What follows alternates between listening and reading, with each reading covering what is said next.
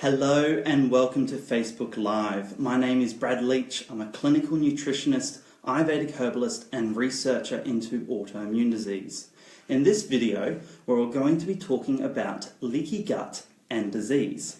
In particular, what is leaky gut? Who is most at risk of developing leaky gut? What are the factors that cause leaky gut? What is the consequence of having leaky gut? And most importantly, what lifestyle and dietary changes can you make, along with supplements that you can take to address and correct the underlying causes of leaky gut? So make sure you say hi and let me know where you're from so I can give you a bit of a shout out during the video. And as always, if you have any questions throughout this video, write them in the comments bar and I can answer them throughout the video. Now, I'd like to start off with a quote by one of my favourite people in the world, Hippocrates, who is the father of modern medicine. Now, he once said, "All disease begins in the gut." Now, this was true 2,000 years ago, and it's true today. In fact, research believes that diseases of the 21st century are in part caused by two factors: inflammation and disruption to gastrointestinal health. So it just highlights how important our intestines are for our health and well-being and for disease management. So the gastrointestinal tract is the largest interface between the person and the external environment. Now, this barrier is estimated to be about 400 square meters, and its major role is the absorption of nutrients while limiting the body's contact to potentially hazardous antigens and other toxins. Now, one aspect of gastrointestinal health is leaky gut, also known as intestinal permeability. So the layman's term for this condition is leaky gut. However, as I am a researcher, I always write intestinal permeability. So I will mainly be referring to leaky gut as intestinal permeability throughout this presentation. All right, so the biggest question is, what is leaky gut? Well, leaky gut, aka intestinal permeability, affects the paracellular pathway between the small intestinal epithelial cells, resulting in a compromised integrity of the intestinal barrier. So if you can imagine, I'm going to do a bit of a demonstration here. My fists represent the single layer of cells within your gastrointestinal tract. In a healthy individual, they should be tight, like this. Now, during intestinal permeability, you've got particular tight junctions which kind of hold the cells together. Now, when we get intestinal permeability, the cells actually open. Now, the major factor, or actually the only factor that's been discovered to date that can actually modulate intestinal permeability is a particular protein called zonulin. Now, zonulin does this by disassembling the intracellular proteins within the tight junctions. So the zonulin molecule comes through and kind of disassembles them and opens it up. Now, zonulin release can be triggered by a number of factors. These include ghalatin, which is a particular protein found within gluten, and particular dysbiotic bacteria come into contact with the intestinal cell, causing intestinal permeability. In fact, Dr. Fasano, my guru when it comes to intestinal permeability, is a French scientist. Now, back in 2000, he was actually the one that discovered intestinal permeability, or this zonulin marker, by accident. His research was looking at a particular pathogenic bacteria that causes diarrhea, quite acute and chronic diarrhea, long-term diarrhea. Now, what he actually noticed was, well, what happens during diarrhea is your intestinal cells open, and when they open, fluid from inside of your body will actually go into the intestines, causing diarrhea. Now, this is actually a protective mechanism, because if we can increase the fluid through the intestinal tract, it will cause a flushing motion, thereby actually trying to remove the pathogenic bacteria which is causing this problem. So this zonulin molecule, that is a major factor in intestinal permeability, does have some protecting mechanism back maybe 2,000 years ago. Now, the other time that intestinal permeability can be increased is during pregnancy. So during pregnancy, to actually transfer part of the immune system from the mother to the fetus, our body actually naturally produces zonulin. Now, if we remember, between 70 and 80% of our immune system is actually located in the gut. There's no wonder why this mechanism occurs. Now, this is really interesting. A lot of my clients actually get diagnosed with an autoimmune disease after they give birth to their child, because they have induced intestinal permeability due to pregnancy, while consuming the wrong kind of foods that may actually cause an autoimmune disease. So let me know if you actually developed an autoimmune disease after pregnancy. It's quite common in clinical practice. Now, with intestinal permeability, research has shown that there is a possible two-way relationship between intestinal permeability and disease. This is where disease may cause intestinal permeability, or intestinal permeability may cause disease. It's also been suggested that intestinal permeability contributes to the progression and development of Crohn's disease, celiac disease, and type 1 diabetes, with intestinal permeability actually precedes the onset of type 1 diabetes. So what does this mean? This means clients will actually get increased intestinal permeability before they get diagnosed with an autoimmune disease such as type 1 diabetes. Intestinal permeability has also been shown to be an enhancer of liver disease, such as non-alcoholic fatty liver disease or cirrhosis of the liver. So the question now is, who is at risk? Are you, the listeners, at risk of intestinal permeability? Well, from the research I conducted while writing my thesis and so forth, intestinal permeability is strongly associated with autoimmune disease, with the prevalence being between 25 and 85%.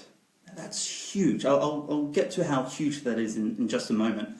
My research also showed that intestinal permeability was strongly associated with liver conditions with a 15 to 65% prevalence rate. Now, other conditions without a prevalence rate known that we showed to have an association with intestinal permeability include diabetes, type 1, type 2, and gestational diabetes.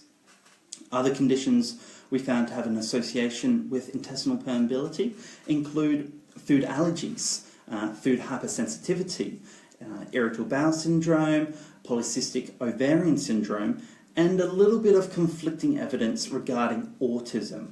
I'll make sure I share my paper, my literature review, that's in the midst of being peer-reviewed and published, with you all with these results.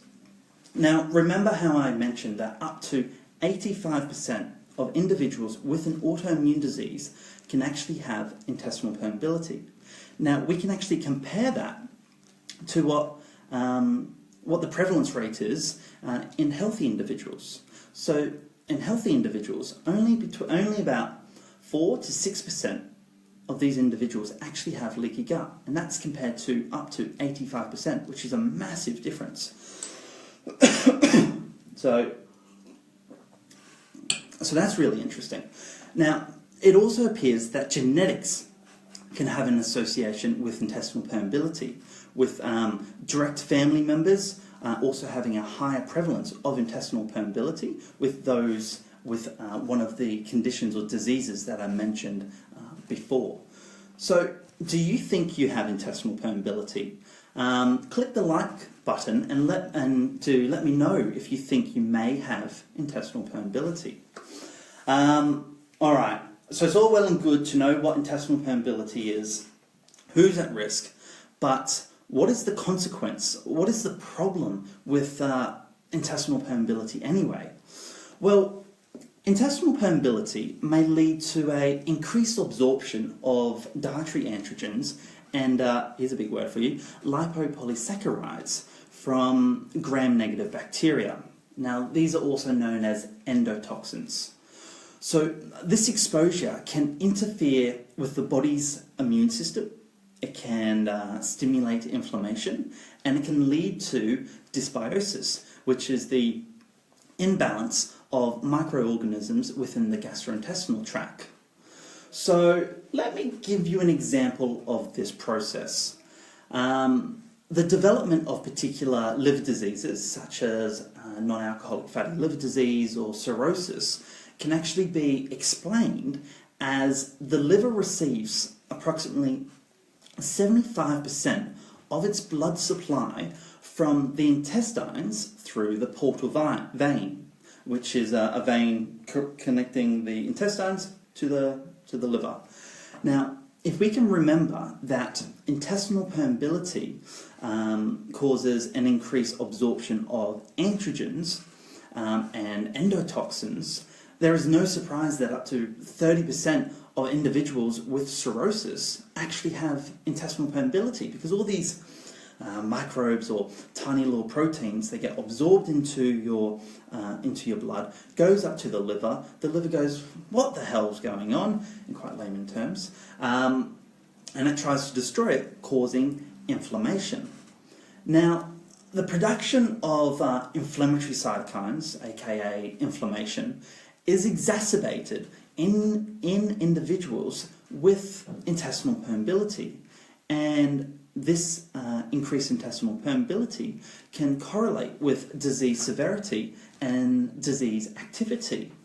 So the inflammation, as I mentioned before, is actually brought on in response to the body being exposed to these endotoxins. Now, as a majority of my listeners will be listening due to an autoimmune disease interest, either for yourself or a loved one, I want to explain a potential mechanism of intestinal permeability and autoimmune disease. It's quite a fascinating one. What can actually happen is a thing called molecular mimicry.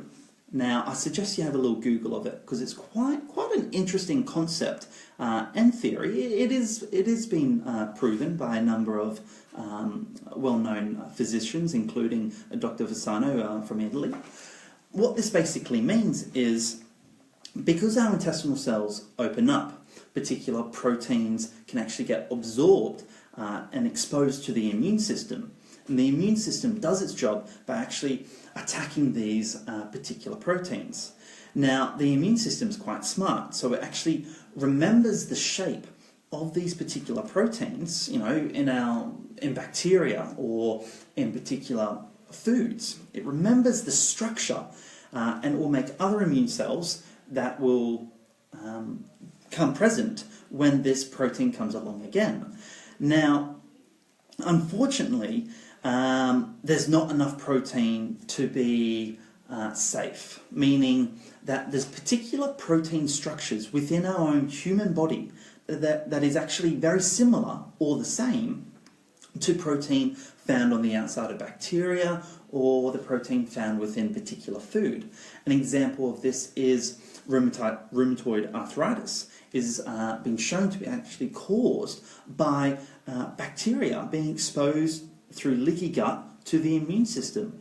Another one is gluten, particular proteins within gluten are very similar to the thyroid gland, or protein found within milk and type 1 diabetes. The list goes on. So that's how intestinal permeability, well, one of the ways that intestinal permeability can cause an autoimmune disease. Now, we want to look at factors. Now, pay close attention to these factors. We want to look at factors that are known to increase or exacerbate inflammation. Now, these include, and in my previous videos we have been over it before, but I just want to re-highlight these factors that cause intestinal permeability. They include dysbiosis, excessive alcohol consumption, exercise which causes our core temperature to increase, such as marathons and extended periods of Bikram yoga, systemic and local inflammation, exposure to glyphosates, the active ingredient found within Roundup, loss of redox homeostasis, nutrient deficiencies, acoustic stress. Now, acoustic stress, this was one that I only came across last week. It was a study published showing that when exposed to loud noises over a period of time, such as aviation staff or musicians or any other profession where individuals are exposed to loud noise over an extended period of time, showed that this loud noise can cause acoustic stress, which increases inflammation within our intestines, which can then cause intestinal permeability. So, number one recommendation, if you are a musician or if you are working around loud noises, maybe as a DJ, or, here's another concept, you're a young individual and you enjoy hitting the clubs on the weekend and getting down and dancing, you could actually take earplugs, stick them in your ears, and that could actually protect you from a production of inflammation in the bowel. A bit of an unusual concept going out with earplugs into a nightclub, but hey, we've got to do what's best for our intestines. Alright, so where was I? Other factors that increase intestinal permeability include medication, such as non-steroid anti-inflammatories, which are like a pain medication, and of course antibiotics. Now, I want to give you a bit of a very novel research. This is information that I concluded and found throughout conducting my research, and I actually want to share it with you now. So this is actually the first time I'm actually sharing it with anyone, so be prepared for some very novel information when it comes around to intestinal permeability and disease. So through my research, what we found was increased intestinal permeability directly correlates with disease severity and clinical symptoms. So the higher intestinal permeability you have, the more advanced your disease is, or the more symptoms you will present with. Furthermore, inflammation, along with dysbiosis and a glucose metabolism disorder, were found to exacerbate the severity of intestinal permeability. So that was quite interesting. And in our research, we hypothesise that amending or correcting dysbiosis, inflammation, or glucose metabolism disorders may actually reduce intestinal permeability and thereby disease severity. Because at the end of the day, if we can reduce disease severity, reduce the symptoms you're experiencing, you'll feel better, your overall health will improve, and life will be better. That's basically what it is. There has been studies to actually support this theory in all dysbiosis, inflammation, and glucose metabolism. So there has been studies suggesting that this is, but no studies have actually gone, you know what, if we address all three of these factors concurrently, there may even be a greater clinical result. which is very interesting. So how do you test for intestinal permeability? Well, why don't we ask you guys, has anyone ever had intestinal permeability being tested? What test did your physician use to test for intestinal permeability? Within my clinical practice, and most clinical practice within Australia, the most widely used test to measure intestinal permeability is the lactulose and mannitol urinary collection test. Now, it is used because it has a very high diagnostic value for assessing intestinal permeability. This test basically includes the client taking 2 sugars, the lactulose and mannitol, to measure their intestinal permeability. So the lactulose and mannitol test works on the principle that small molecules, such as the mannitol, are readily absorbed by the intestinal villi, while larger molecules, such as disaccharides, aka lactulose, are not. So under normal circumstances, the ratio of lactulose to mannitol in the urine is low. That is because lactulose is not absorbed where mannitol is. Now, when there is intestinal permeability, large sugars are able to enter through the tight junctions, the gaps within the intestines, and be present within the urine. So that's basically how we measure intestinal permeability. A new test that you can get done is serum zonulin, and that can be done at any pathology. If you are interested in getting these tests done, especially in Australia, I can recommend, under the supervision of a nutritionist or naturopath or other integrative medicine practitioner, you can generally go through Nutripath or Research Nutrition. They both have this test available. Alright, so this is probably the most relevant information for my listeners, is the treatment of intestinal permeability, because at the end of the day, it is important to understand what intestinal permeability is, what it causes, and the importance of correcting it. But really, we need to know the information to correct intestinal permeability, so none of the rest really matters. Studies have shown that correcting intestinal permeability reduces the clinical signs and symptoms associated with the disease, which is fantastic. So it also, another study has shown, is if we can induce or exacerbate intestinal permeability, it correlates with disease severity. So basically, if you want to improve your disease symptoms, you need to address intestinal permeability. If you've got any of the number of conditions I've mentioned this evening, autoimmune disease, liver conditions, hormonal problems such as polycystic ovarian syndrome, sugar metabolism issues such as diabetes, asthma and food sensitivities, then you need to correct intestinal permeability, or otherwise your symptoms will not subside. So what are my advice? What do I generally recommend to my clients to manage intestinal permeability? Number one, and I cannot stress this enough, I'm going to be a little negative, we're going to get a little dark, we're going to remove. You cannot correct intestinal permeability if your body is constantly exposed to the factors which exacerbate intestinal permeability. So we've mentioned them before. These include dysbiosis. So you need to correct the bacteria in the gut.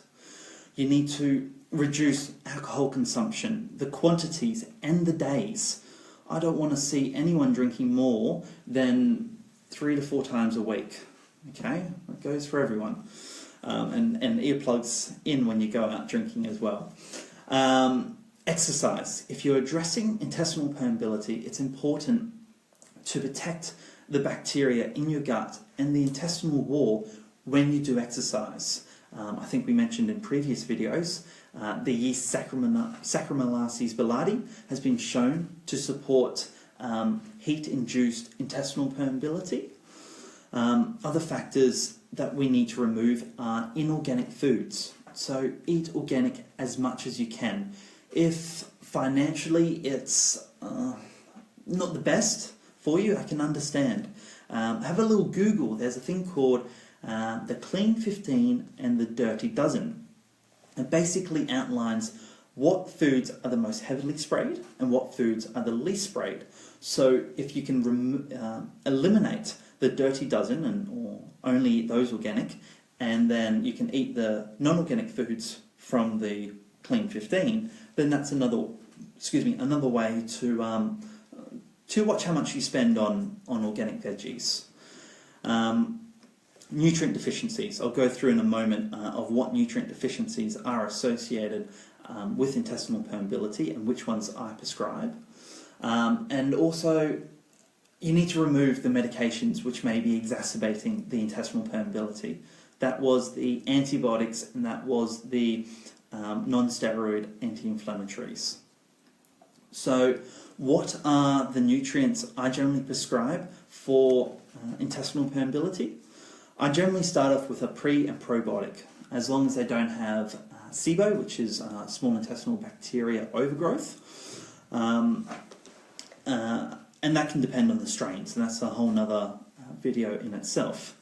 Other things I prescribe are glutamine. Glutamine is an amino acid which the intestinal cells actually use for energy. So if the intestinal cells have got energy, they can repair better and they can support the tight junctions, the proteins, to actually reduce intestinal permeability. Glutamine is probably the most researched nutrient when it comes to intestinal permeability and supplements. Other nutrients which have been researched include zinc, dietary fibres such as resistant starch. Resistant starch is great for the microbiome or the bacteria within our gut. A nice recipe is cooked and cooled sweet potato.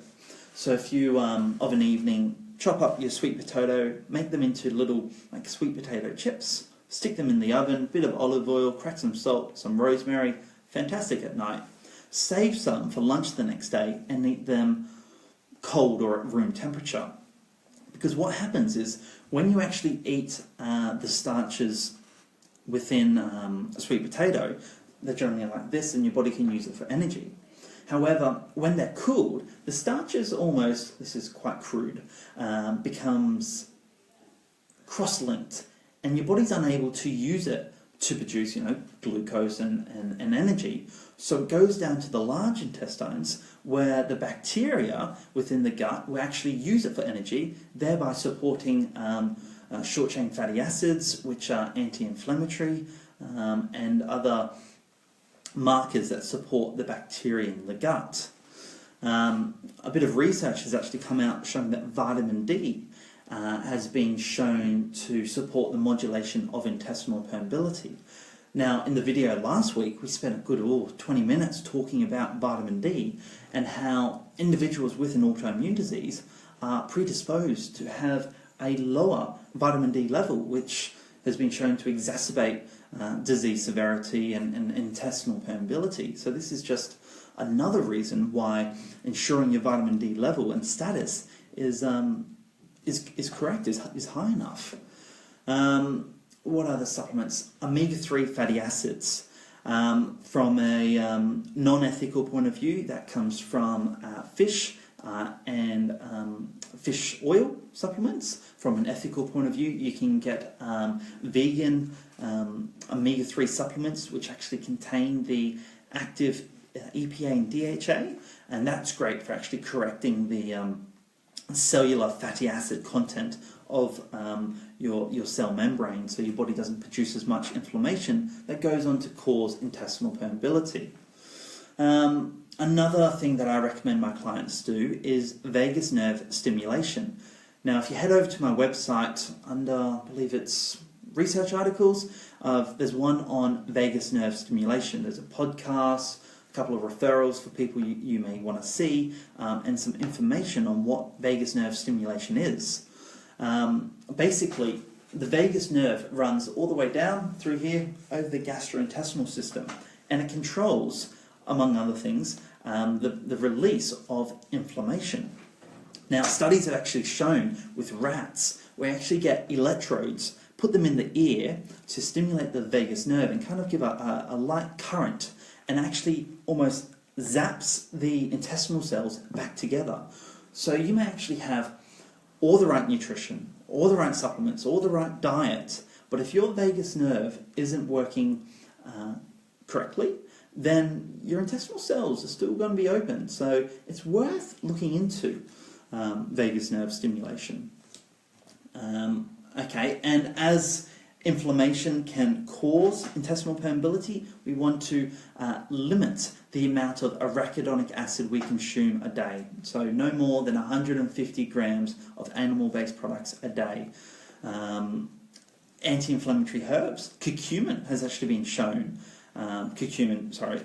Is the active ingredient found within turmeric, has been shown to reduce intestinal permeability through an anti-inflammatory mechanism and through the actual tight junction proteins. What else? Fermented foods, making sure that there are the good bacteria within the gut can support the intestinal permeability. What else? All right, the other major thing was gluten. As gluten directly stimulates the release of zonulin and thereby opening of the tight junctions, we need to remove gluten from your diet. It's something I'm stressing time and time again. We need to remove gluten. Was there any questions so far? I feel like I've covered most things that I wanted to share with you tonight. If you have any questions or there wasn't anything that you didn't quite understand, write them in the comments below or shoot me an email, and I'd be happy to discuss them with you over Messenger or email, or even address them in the next video that I do. Also, if you've got suggestions for a video that you would like me to present on, let me know. I'd be more than happy to talk about what you, the listeners, would like to hear. Alright guys, it's been a pleasure as always. My name is Brad Leach. I am a nutritionist, I'm a Ayurvedic herbalist, a researcher into autoimmune disease. I have a clinic on the Sunshine Coast in Australia where I see clients. I also see clients on Skype worldwide. If you'd like any information on the services that I do provide, or if you'd like to just chat about health, you can head over to my website, bradleach.com. Alright guys, till next time, thank you.